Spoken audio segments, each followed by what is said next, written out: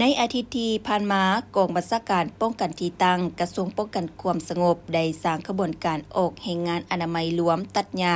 และเก็บขี้เหงื่อตามเดินอ้อมข้างศูนย์ฝึกวิชาเฉพาะเวียกงานป้องกันที่ตั้งด่านซีเพื่อคำนับรับตอนวันสำคัญต่างๆของพรรคของชาติก็คือวันสร้างตั้งสหพันธ์แม่หญิงลาวครบรอบ71ปี20กรกฎาคม1955 20กรกฎาคม2026และวันสื่อมวลชนและการพิมพ์จำหน่ายแห่งชาติครบรอบ76ปี13สิงหาคม1950 53สิงหาคม2026ให้มีเนื้อในลึกซึ้งกว้างขวางและทั่วถึงพร้อมทั้งเป็นการโฆษณาเผยแพร่มูลเสื้ออันดุมันขยันเพียรขององค์การจัดตั้งสหพันธ์แม่หญิงเว้ารวมเว้าเฉพาะแม่นสหพันธ์แม่หญิงกองบัญชาการป้องกันที่ตั้งโดยการนำพาของทานพลจตวาฒจันทรแก้วมณีวงศ์หัวหน้ากองบัญชาการป้องกันที่ตั้ง